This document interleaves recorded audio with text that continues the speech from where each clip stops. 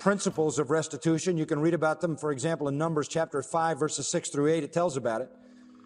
It was to be repaid, and so there has to be restitution. How is Paul going to deal with this? Onesimus has nothing. Like the prodigal son, he wasted all his substance on riotous living, and then he didn't get a job. He just served the Apostle Paul, which is understandable because of his newfound faith and the longings of his heart to be around that godly man. He probably comes back with empty pockets. So how's he going to deal with restitution? Verses 17 and 18. If then you regard me a partner, a koinonon, a fellow partaker of spiritual life, if you regard me a partner, accept him as you would me. Oh my. He says, just treat him the way you treat me. I want Onesimus to have my righteousness in your eyes. Welcome him as you would welcome me. Forgive him as you would forgive me. Hold an obligation against him as you would hold an obligation against me. Just take him back just the way you'd take me. And then in verse 18, Paul adds, but if he has wronged you in any way or owes you anything, charge that to my account. Restitution is always an essential component of forgiveness. It would have been right for Philemon to say, you'll pay me back what it cost me to replace you. I'll take it out of your wages. You will work overtime and you will restore back to me what you stole from me when you left. That would be justice. That would not be wrong. But neither is it wrong to be gracious. Neither is it wrong to say, I know you were an ungodly, sinful man, and I understand that behavior suited that kind of nature. Now that you're a transformed person, I no longer hold you responsible for that which you did in your unredeemed status. I graciously forgive you.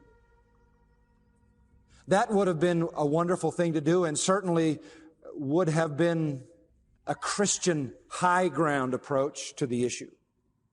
But just to take any pressure at all off Philemon, to be forced into a gracious act of total forgiveness, Paul says, whatever he owes you, I'll pay. Because he has no money. Obviously, he had nothing with which to pay. So Paul says, I'll pay it. You say, did Paul have any money? He must have had a little. He was renting a house he was staying in. And from time to time, he had worked and accumulated money so he could support the people around him. Paul says, just put it on my bill. And then over in verse 22, he says, I'm coming to lodge with you. The assumption would be when I get there, I'll settle his account. There needs to be restitution. Sometimes the restitution is to pay back if a person is able to do that.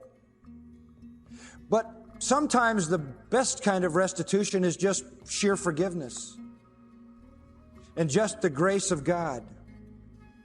In this case, there is a marvelous component added, because I want you to follow the thought here. Paul is playing a very, very familiar part in the life of Philemon and Onesimus. It is a part he knew well.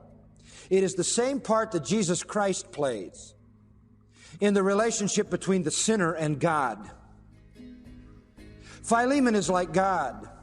He has been violated. He has been defrauded. Onesimus is like the sinner who ran from God, who defrauded God, who wasted his life.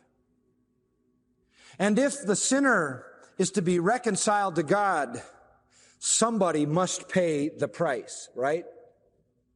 It was Christ. Paul knows that substitutionary death of Jesus Christ very well. He has preached it for years. What Paul is saying is magnificent here. Paul is saying, I want to be like Christ.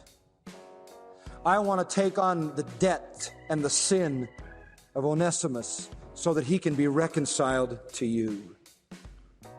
Does this give you an insight into Paul? You remember when he said on several occasions, be ye followers of me as I am of Christ? Here you see him as the substitution for reconciliation, much like Christ. Never are we more like God than when we forgive. Never are we more like Christ than when we carry the debt so that forgiveness can take place. Paul is acting like Christ. He says, I'll take the consequence of his sin. You just take him back. A beautiful, beautiful perspective in this issue of restitution.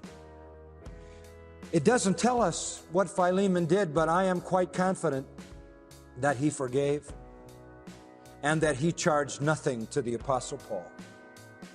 How do we forgive? Reception. Open our arms, take the person back personally into love. Second, restoration. Take them back into useful service. Third, make sure that they have totally and completely had the debt settled. If they can pay, and it is just and their desire, receive the payment. If they cannot, offer forgiveness. And maybe you at the same time can be the substitute for that reconciliation, even to yourself. Such is the character of forgiveness. Such is the forgiveness God asks us to give each other.